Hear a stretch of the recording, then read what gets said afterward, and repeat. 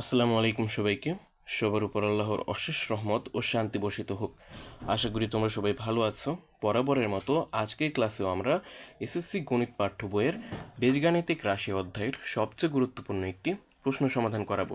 দেখো, P minus Q is equal to R হলে দেখাও যে P cube minus Q cube minus R cube is equal to 3p/r। দেখো, আমাদের দেওয়া আছে যেটা সেটা আমরা লিখেছি P minus Q is equal to R. এখন আমরা উভয় পক্ষে ঘন করব। ঠিক আছে, দেখো, উভয় পক্ষে ঘন করলে ডান পক্ষে হয় আর কিউব এবং বাম পক্ষে হয় P minus Q whole cube. ঠিক আছে, এখন বাম পক্ষে দেখো একটা সূত্র হয় P minus Q whole cube বা A minus B whole cube, তাই না? আমরা কি জানতাম, মানে সূত্র কি জানতাম? দেখো, এ মাইনাস বি হোল কিউবের সূত্র হচ্ছে A cube minus B cube minus 3ab into A minus B. কিন্তু এখানে তো এ বি নেই, এখানে আছে পি কিউ। তার মানে হবে P cube minus Q cube minus 3p/q into P minus Q. ঠিক আছে, আর ডান পক্ষে আমরা আর কিউবই রেখে দিয়েছি, কারণ এটাকে চেঞ্জ করা যাবে না। দেখো দেখো তো, এখানে পি মাইনাস কিউ মানে এটুকু আছে। এখন পি মাইনাস কিউ সমান আমরা কি লিখতে পারি? দেখো, পি মাইনাস কিউ সমান কিন্তু আমরা আর লিখতে পারি। কোথা থেকে পেলাম? এই যে দেখো, পি মাইনাস কিউ সমান আর, বা এই যে দেখো প্রশ্নেই বলা আছে পি মাইনাস কিউ সমান আর হলে, ঠিক আছে, এই পি মাইনাস কিউর বদলে আমরা আর বসিয়ে দেব।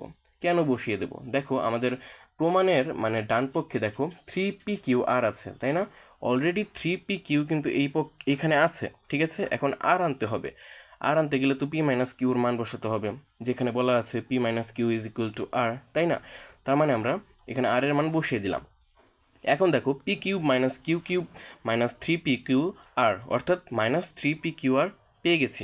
এখন আমরা এই পাশ ওই পাশ করবো, তাহলে আমাদের প্রমাণ হয়ে যাবে। দেখো, মাইনাস 3p/r ডান পক্ষে গেলে প্লাস 3p/r হবে, এবং আর কিউবটা প্লাস ছিল ডান পক্ষে, বাম পক্ষে গেলে মাইনাস আর কিউব হবে। দেখো তো, আমাদের প্রমাণটা এসে গেছে। কিন্তু এখানে বলেছে P cube minus Q cube minus R cube is equal to 3p/r প্রমাণ করতে হবে। দেখো, আমরা কিন্তু সেটাই করেছি। P cube minus Q cube minus R cube is equal to 3p/r দেখানো হলো। দেখো, আমরা কিন্তু প্রমাণ করে ফেলেছি বা দেখিয়ে দিয়েছি। ঠিক আছে, এটাই কিন্তু আমাদের অ্যান্সার। দেখো, এটা কিন্তু দেখতে অনেকটা সহজ, কিন্তু তোমাদের যখন এক্সামে এসে যায় তখন তোমরা বুঝতে পারো না যে কিভাবে থেকে এইভাবে আসবো, বা বাম পক্ষে কি ক্যালকুলেশন করলে এই পক্ষ পাবো কিনা। হ্যাঁ, বাম পক্ষ থেকে তুমি ডাইরেক্ট মানে এই পক্ষেও যেতে পারো, কিন্তু ওটা অনেক কষ্টসাধ্য, সূত্র বসাতে হবে ভেঙে ভেঙে। ঠিক আছে, এই এই ব্যাপারে তুমি এইটা ফলো বেশি করতে পারো, অর্থাৎ এইখান থেকে সরাসরি এখানে যেতে পারবে। এটা সবচেয়ে সহজ পদ্ধতি। ঠিক আছে, আশা করি বুঝতে পেরেছো। আজকের মতো এখানেই বিদায় নিচ্ছি, দেখা হচ্ছে অন্য কোনো ভিডিওতে।